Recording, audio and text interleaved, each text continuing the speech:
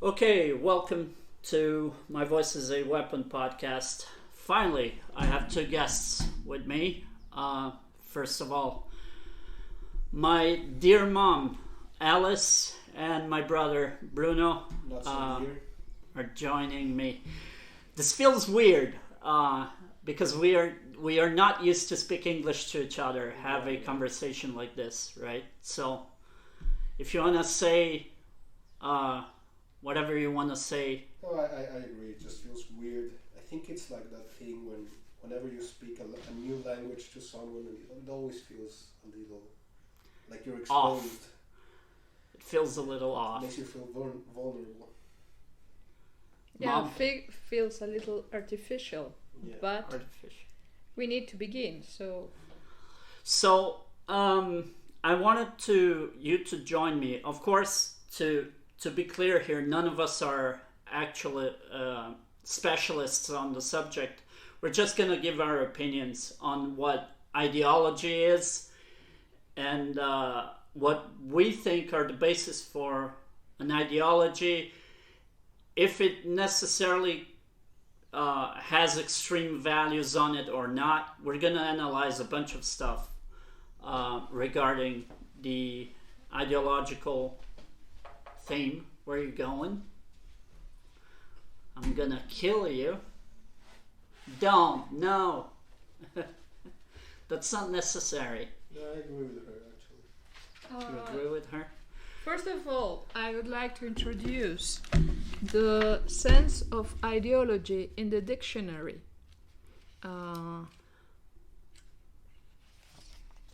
Okay. Yeah, I'm a little bit, before we start the conversation even, I'm always a bit of a grammar Nazi, in the sense that I like to speak properly and words should mean what they actually mean. Then you can start and getting a little bit more philosophical about their meaning. But if you start using them by the wrong end, the whole conversation stops making sense. So I think it's good to have a good, strong starting point. Okay, Alright. so on the dictionary, the ideology in the Ideology. ideology.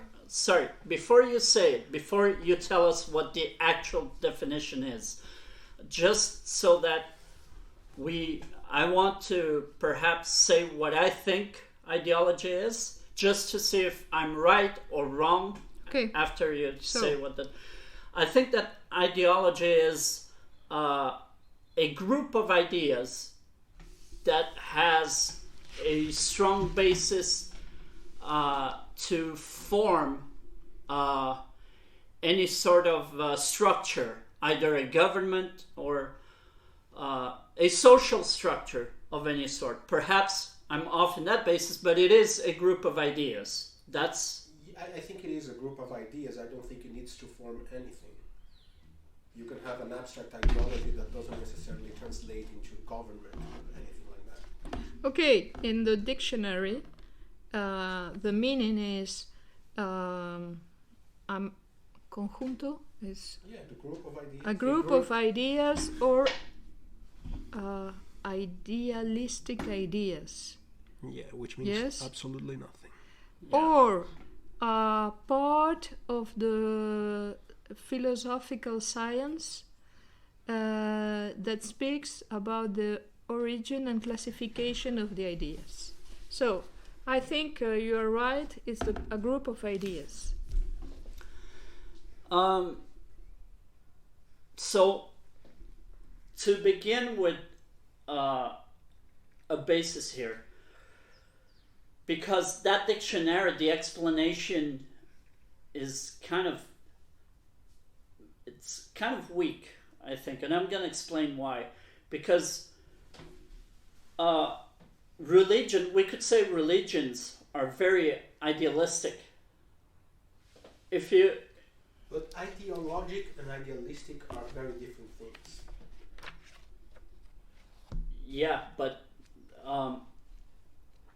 what I mean by that is religions can be very ideological, and they do have the idealistic sense when it comes to God or gods. right? That's the idealistic sense. That's what I mean by that. Well, you both know where I stand. I think my ideology is pretty clear. No? Before just we keep going, can I make the basic, because we looked up the definition for ideology in a Spanish dictionary we have around, and I think if we're having this conversation in English, we should use a definition that most people will find if they just type in ideology on Google. And that will be a set of beliefs or philosophies attributed to a person or group of persons. So it's just whatever group of ideas. So I don't think religions are necessarily... I mean, a religion is part of an ideology sometimes, but it's not the ideology itself, maybe. You think so? Because when you see how extreme some religions can get, Yes. because there are very fanatical ways of following an But is that religion. the ideology itself or the radicalization of the ideology? That's where I was going to get to, because I think a lot of people has this concept now that every ideology is extreme, which is not the case. No, It's not the case. no, I don't agree. I think for every ideology you can find an extremist that will take it to ridiculous levels, but it's like everything. You have all sorts of people that will do all sorts of different things. When you have an ideology, you will have a lot of different people following that same ideology, each to a different level. And when you have extremist people, they will take it to extreme levels. Anyway, I think the difference between ideology and religion is that religion is an ideology about God, about the belief in the existence of God, and a Or the group metaphysical. of dogmas and beliefs about different, not about, but different cultural way of seeing God.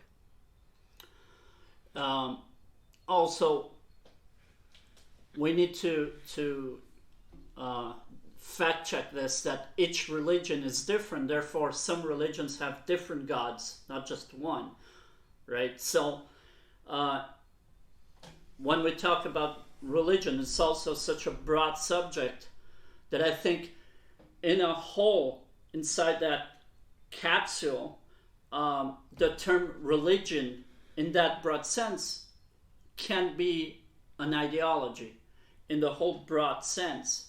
And then Yes. it has a bunch of branches that fall from that tree. I think you have Catholics, Christians. Yes, but it's always about God or the God existence. Why- It's also about gods. power. Yes, but what she's saying is basically you have one type of ideology which can be religious, but you also have a bunch of different ideologies that have nothing to do with religion or gods or whatever. And sometimes they overlap, but they are not necessarily the same. For example, you have the let's say the Catholic ideology, which is religion, is Catholicism. But a lot of its ideology overlaps with other religious ideologies, with Judaism, with Protestants. Well, Some of it doesn't. But again, some of what they share can be constructed into a separate ideology, right? You can say that, for example, the family values, the conservationist way of thinking of some of these religious groups is itself an ideology. but I think what, to put it in a more clear way, when I put religion in the same branch as ideology, I think I put those two in connection to power, which is Yes, but if But you think my about how what I mean is, I think ideology is a much bigger thing than religion. Religion is just a part of ideology.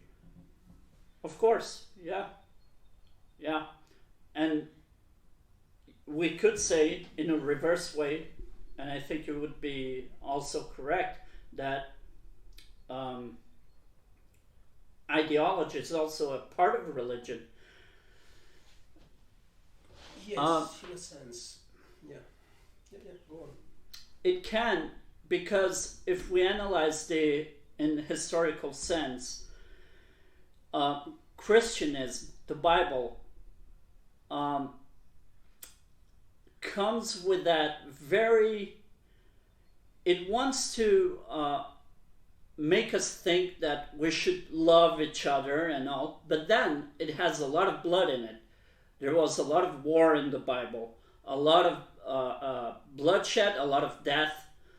All of that is intrinsical into what ideology is, because the only basis for that blood is different ideas that people didn't come with to the senses of, okay, let's just agree to disagree and go on with their lives. They had to fight because of that.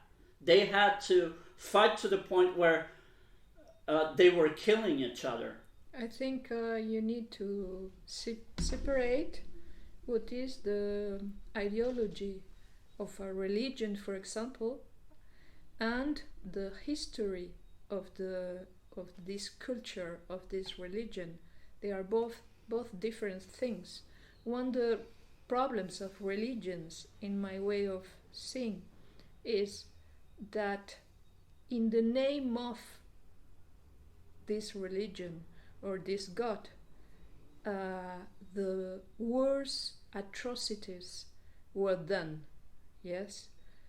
In my opinion, this is a big issue. On the other side, you can say that this is not directly related with the ideology of this religion, but with the history of the human being. Yeah, so I agree, because let's be very clear up front, I'm very anti-religion. I think religion brings the worst in us. But I think it has a reason of existing. It was developed for a reason, to explain things we could not explain.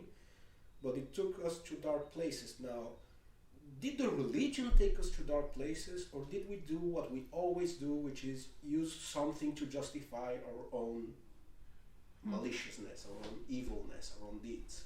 I think that's what's really going on. And I've tried blaming shit on religion all the time, but I don't think it's the right way. I think it's just a scapegoat. Most Of course. of the time. Yeah, and if we analyze some of the extreme movements we've got going on today, especially with what's going on with the left, with the Black Lives Matter movement, which I can agree with the idea of Black Lives Matter, because I believe all lives matter. However, that's where they use that pattern of wanting to make their convictions the sole reason to shut everybody down and make it clear that you have to agree with them or else. That's part of what goes on here. And in that sense, they're not using religion, they're just using a biased basis to use violence, because they think people don't agree with them. So that's exactly my point. I don't think Black Lives Matter per se is the problem. Black Lives Matter, at least in the beginning, was, I think, a legitimate movement.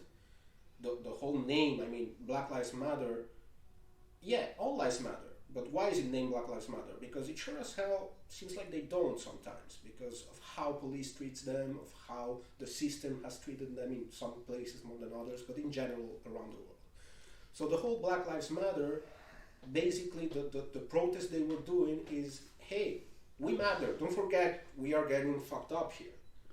Now, after it turned into a whole different thing because it was politicized on both sides of the political spectrum, and now it's something unrecognizable, and it's an ideology, and it's being used as a scapegoat for terrible shit. But let's not forget that the most important thing behind the Black Lives Matter movement is the historical context. Because back when slavery was in place, Black lives didn't matter. And that's when, that's where it came from. That's the grain from which it grew as a movement. Because we can, of course, there is racism nowadays, but if we compare it to back then, we cannot say that racism is the same as it was back then, right? No, but that's not to belittle the racism that we have today. There's still a lot of work to be done. Of course, I'm not saying that it is belittling, because that's the point that I was trying to make was there was a progress. We are treating not only black people but any other races a lot more equally now. And the fact is now we recognize that it is racism, that it is wrong, and that it is a crime. Back then, there was none of that. That's the difference. That's the basic difference there. Back then, any white person would act violently or in a disgusting way against those people because that was the norm. Now the norm is, if that happens, we will point the finger when it happens. That's the difference. So that is progress. We do acknowledge that that is something wrong that is going on, and it's a crime, and it shouldn't happen. You see where I'm going with this? Yeah, I see where you're going. I just think, there is less racism than there was before. Just as there will be less racism in the future than there is today. But that doesn't mean we should not have a Black Lives Matter. That doesn't mean there should be no work against... I'm not saying that. No, I know you're not. What I mean by this is just, of course, there's also less murders, less rape, less everything, basically. Life is a lot better today than it was in the past. Still, we have to keep going. We have to keep making it better. And the path to make it better is through movements like Black Lives Matter or whatever. The problem is when these movements get politicized and transformed by the big interests into weapons for media approval and all that bullshit. You're awfully silent. Yeah, please say something. Yes, I can say that what you are saying about black people, you can say also about children in other periods, or women in other periods, other countries. If you take the, I think until 18th century or 19th century, children's life or happiness had no value at all. Yes. But in some places, even today, it does. Yes. You're entering the field of life expectancy, which is... No. No? Value of life. The value of life. It was the children were slaves, and the children used to suffer a lot. They die a lot. And they still do that, so that's the thing. Yes, but I think our lifestyle progresses little by little, very little by little, and of course we are in Europe. Yes, we are talking from Europe. We are the standards of life and quality of life. wellness are the best of the world, probably. Yes. So. And still, we do see a lot of racism around. Yes. Especially, like, I do believe Spain is especially racist country.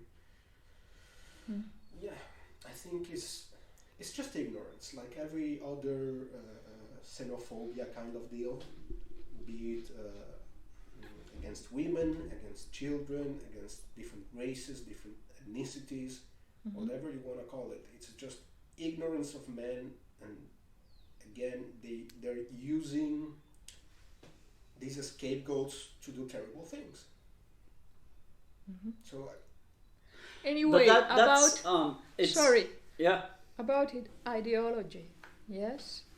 I think about ideology, or better, as an example about religion, yes. I was a very religious person in the past, but then I analyze the situation and the history, and I realized that every time that religion was there, the damage was worse. The most of the wars were made by religion's reasons. So, in my belief, I think that if you have religious sentiments, yes, you can feel these sentiments, but try not to live like a religious person, because could be a trap to be inside an organized religion and the dogmas and the wash of your head and ideas. That will allow you to scapegoat your actions into. So, if you believe in something, in a kind of God, whatever, yes, I think it's healthier that you believe in your belief and try to live in accordance with your beliefs and your sentiments. What if your belief says somebody needs to die? Your right then you cannot finish when the right of your neighbor begins. And I agree with that. But a lot of people have very strong beliefs that include the death of other people. Well, they need to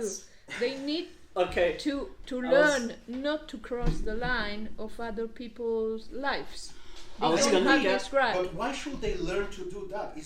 Doesn't that just mean it's a fucked up belief? Shouldn't that belief just not exist? Shouldn't those people be educated into better beliefs? Yeah, but who are we to say that? Who are we to tell them what to believe? Well, we are people that are not imposing death onto other people just because of our beliefs. That's our our moral superiority. But we I was gonna get in the past. No, I wasn't. The Crusades. I wasn't in the Crusades. I'm not Christian. I don't care about that.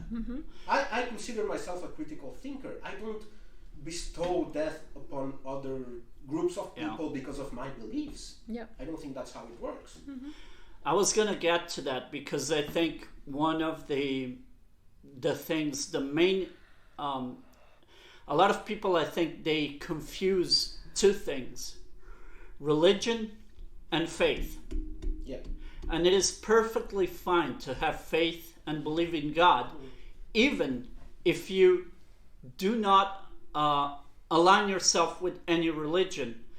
I think that's the healthiest way of. I don't agree. I think faith is even worse than religion. No, I do. I think religion means an organized dogma. Yeah. And faith means faith. Just the acceptance of something you don't know to be true. That's what faith is. Yeah, you're right. Yeah. I think that's just plain stupid. It's accepting not to be curious. It's accepting. Okay, but you need to. I think that leads to the problems with religion. The thing is that we have the facts. It can, we have but not the necessarily. Facts. We have the facts, and on the other side, that could be proof.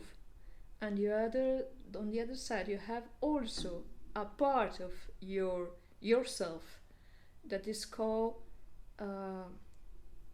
intuition. Yes, that intuition exists. It's your animal part. So your reason exists, but your intuition as an animal exists too. You don't need to deny this. You only need to take care not to vulnerate that's not faith. the other. But that's not The faith. faith could come from this intuition. For example, No, that's not I what have faith faith is. in my future, yes, because I have the sentiment that I can do it. I can arrive where I want to But arrive. is that faith, or is that just you are transposing your experience into the Faith future? in yourself, for But that's example. not faith. That's not what the word means. Hmm. Faith will be, I need you to be faithful in God, because you don't know if it's there, Mm-hmm. but you need to believe. You need to be faithful. Yeah, dogma. So- You said That's dogma. dogma. Faith Dogma. is dogma. No, by definition. I was not speaking about this kind of faith. I think this is dogma, and I was speaking about the kind of personal faith, sentiment or intuition about things that you cannot But I don't prove. think that's faith. I think that's just your personal experience being kind of transposed into the future. You are making calculations with what you know. You are not relying on something you don't know. That will be faith. I think So what you're doing is you're taking your experience of your life, your past life into account, and making a decision based on that. That is not faith. Faith will be if you instead, say, had amnesia and had no past to rely on. And now you have to be faithful of your future because you don't have nothing to put To there rely, to yeah. calculate with. I think there is that we, and I mean royal we as human beings use the word faith wrong a lot. When we say we have faith in humanity, when in fact what we mean is we have hope for humanity, Yes. which can be misleading, right? Well, but your hope can be based on faith or not. But the thing is, faith, by definition, has to be from something you have no inexistent. way, not necessarily inexistent, but you have no way to access that truth.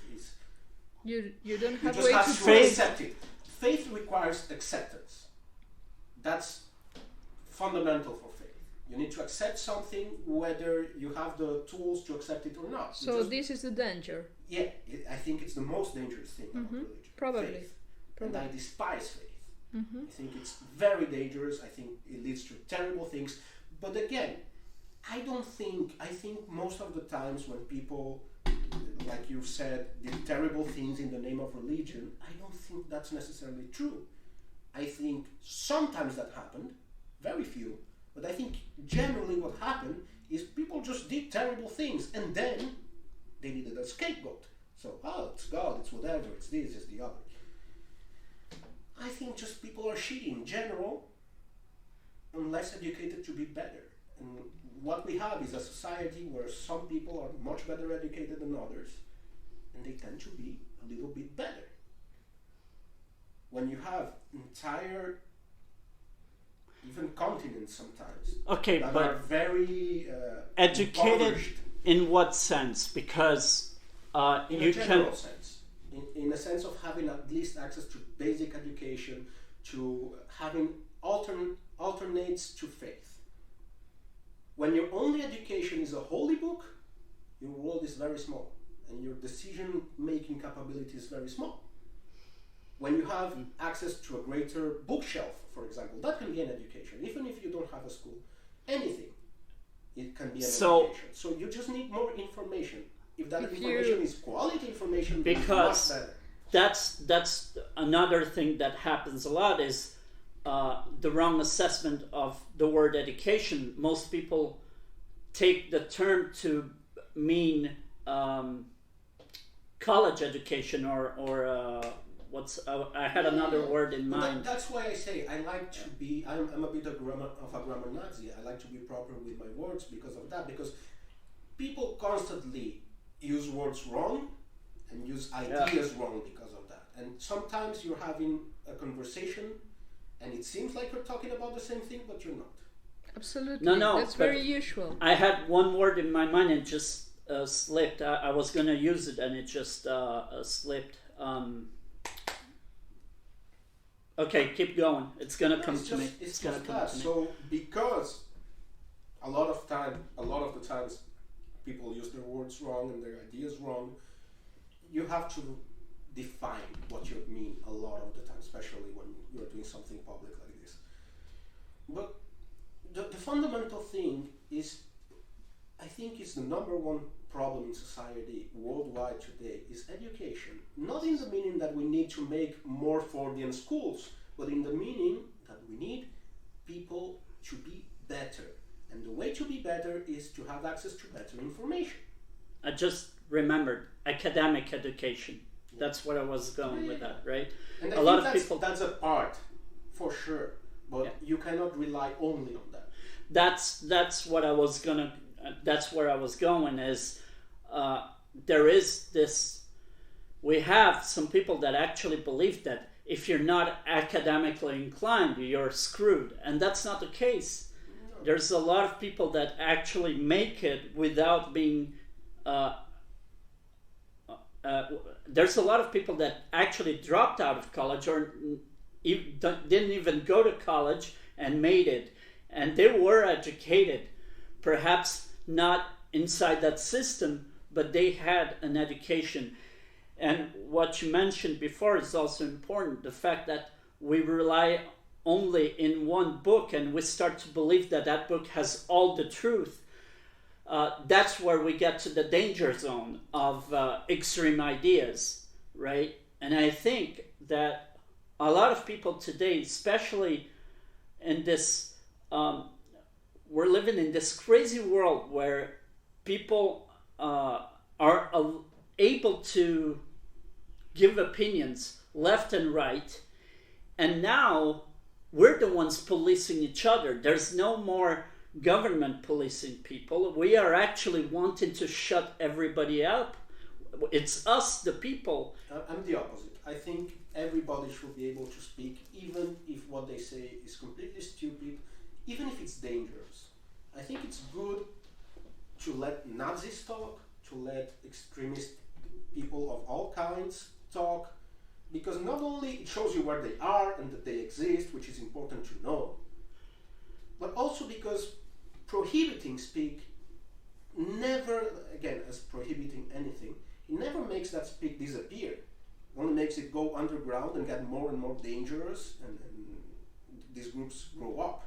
I agree in the sense that if you come to a conversation with people that have dangerous beliefs and they speak about very difficult things, forbidden things, etc.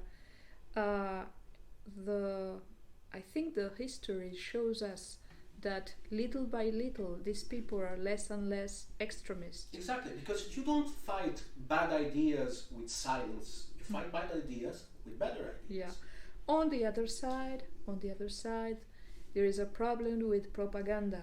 When these people speaks very loud and free about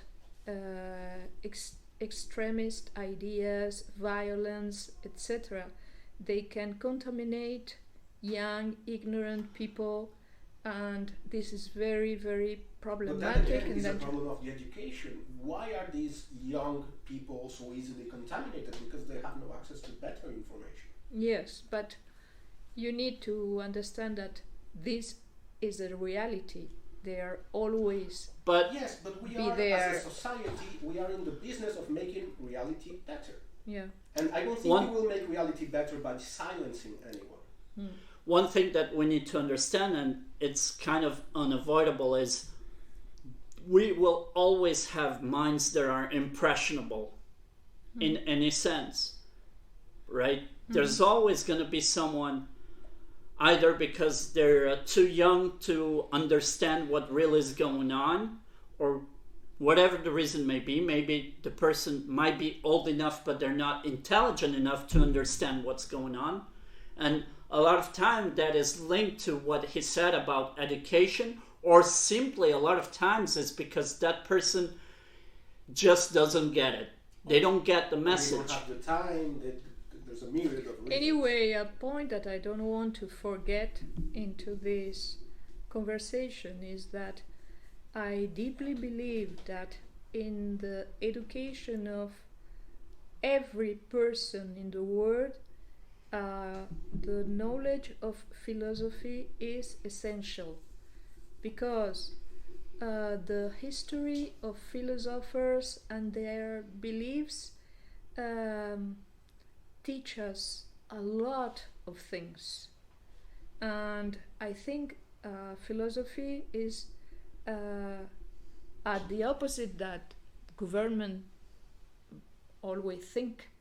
I think philosophy is very useful, practical because teachings. Philosophy is the history of human thinking, basically. Absolutely. And we have to learn history to not fall on the same traps again. Yes, or sometimes to follow, because in the old times, sometimes we have so clever examples of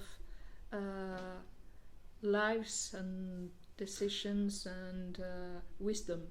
Yes. Yeah, we need to separate the bad examples from the good examples. Historically, there are good things that happen as well. When you think of coming back to slavery, when finally we saw that slavery was bad and we gave them the freedom,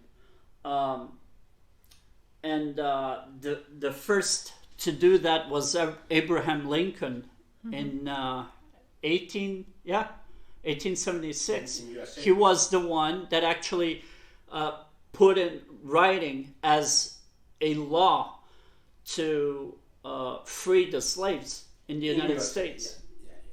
So a lot of countries did it before him. A lot of countries did it before him. Oh yeah. Because back in Brazil, Haiti did it like 50 years before them. Who? Haiti. Haiti is a small country in Central America, and it was full of slaves. So he was the first in USA.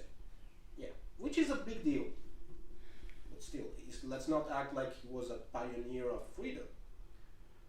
A lot of countries got in before him. In States, yes. He was the pioneer in the United States, and not the pioneer. He was actually the person that gave freedom to black people. Yeah. He put it in writing. So I think there's. I think it's funny because there's that whole not ideology. I have that word in my mind now. There is that whole discourse about USA being the country of freedom and how they freed the slaves. The USA has the biggest number of prisoners in the world, and you could argue that some of what they are doing is slave work. When you have a lot of prisoners that got in there for ridiculous crimes like possession and stuff like that, and then they enter this system and can never get out, and they are working for literally no pay. I mean, maybe there's more slaves today than when Abraham Lincoln did that. So I'm not sure. I think things just have changed. Do you think we switched the terms slave to prisoners?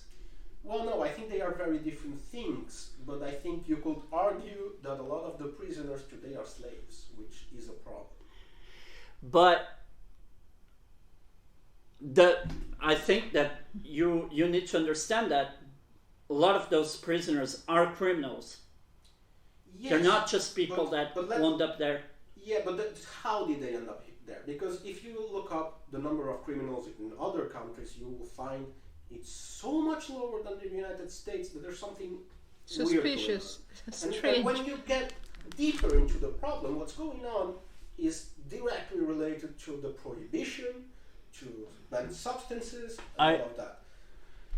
We can get into that if you want. I don't think this is the conversation for that. But basically, what happens is mostly black young men are feeling the prisons in the United States because prisons are now a business. And prisons in the United States are private, most of them. Are private? Yes, they're private. And they have lobbies for prison guards making sure some laws don't pass, like legalization laws and stuff like that. Because it's in their interest, economically, to have a lot of young black men going to jail. Prison guards don't have the power. It's the warrants that have the power. No. It's not just the warrants. You have, not guilds, unions. You have prison guard unions that have a lot of power. That's crazy. It is. Yeah. And it's USA. It's a USA problem. And the problem, this is the same problem as the corruption here in Spain. It's the same. You can see the same ingredients that make for all these problems in different places. Is power corrupts people. When you have a big organization like the prison system in the United States, it's not going to disappear because it's not needed anymore.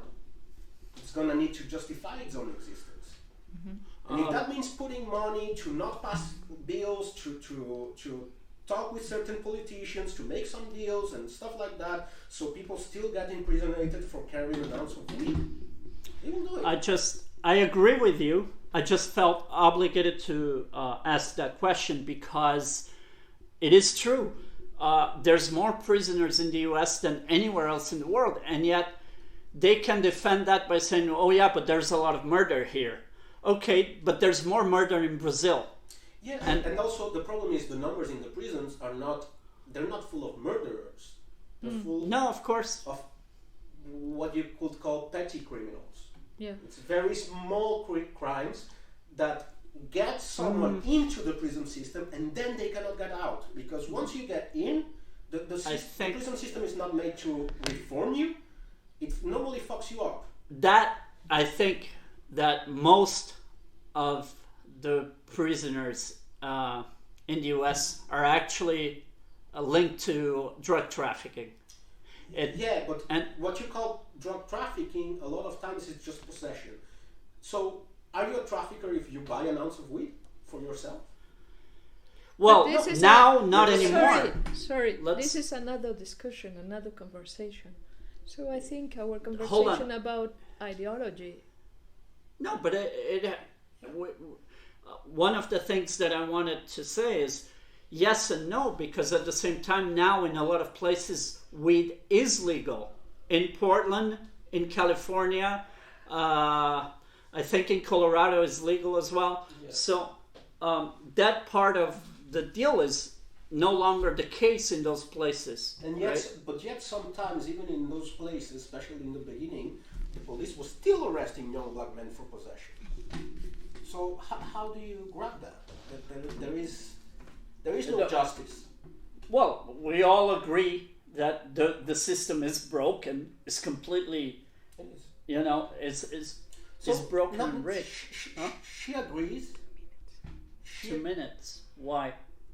Because it's 45 in 2 minutes. So let me ask you something, because she's right. We are kind of drifting away from the topic.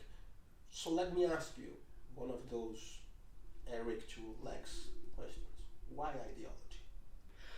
Why ideology? Because I think it's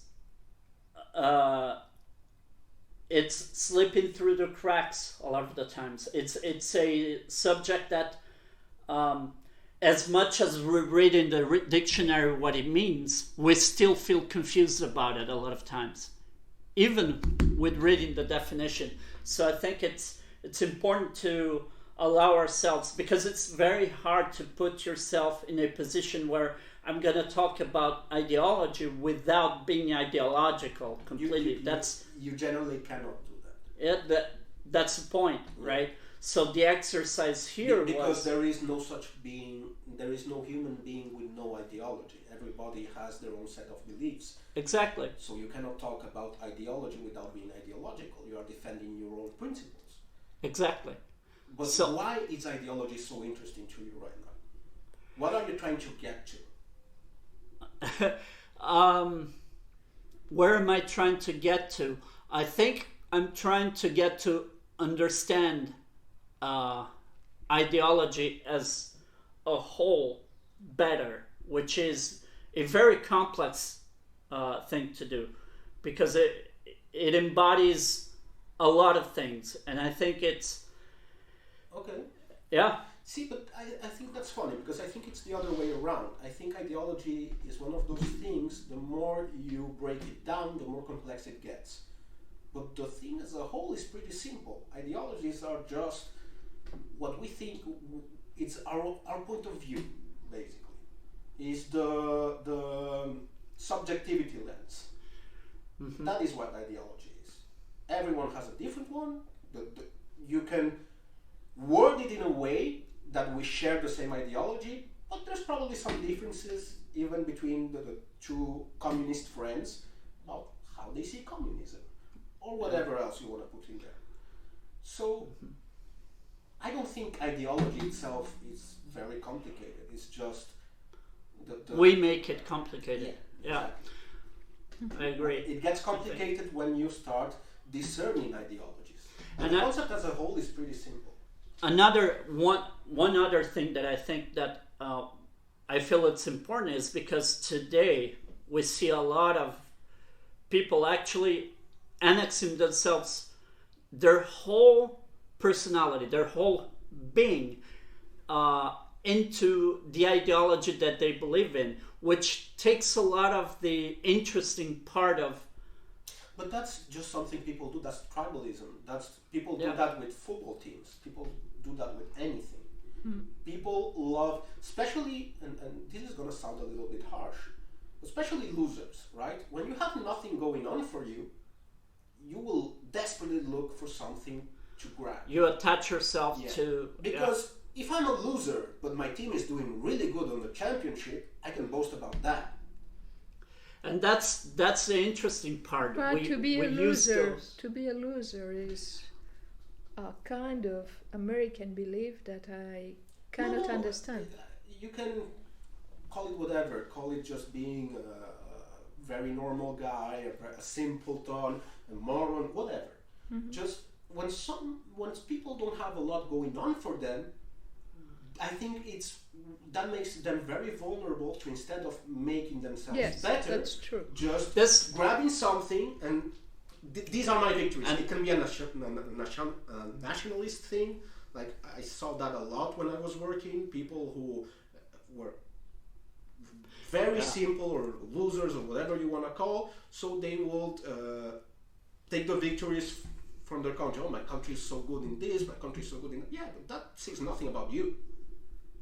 One example of that is I don't consider myself a loser, but I sometimes do it. I grab that way of, I talk about my team.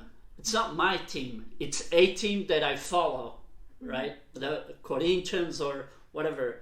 And that's the example there. On the other side, to have this sentiment of be a part of something great is very human and positive.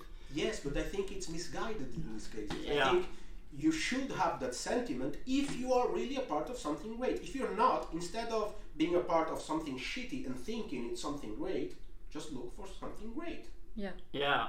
Also because it's a little bit risky. I'm not going to say dangerous, but there is a risk when, for example, somebody relies too much on that mentality of believing in that, oh, my team won.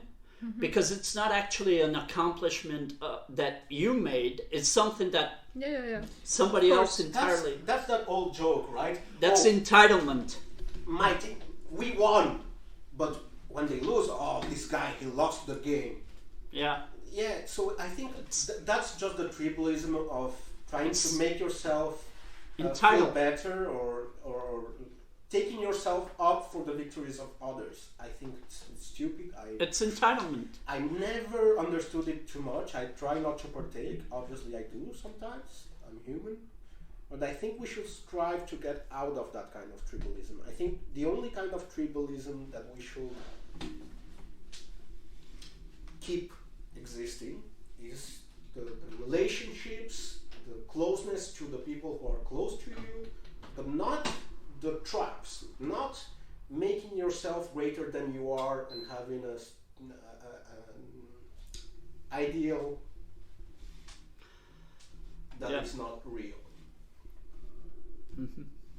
All right, let's wrap it up with that, and hopefully we can do it again sometime. Of course. Thank you both very, very much for being on this episode. And for the listeners, once again, thank you very much, and I'll see you next time. Goodbye.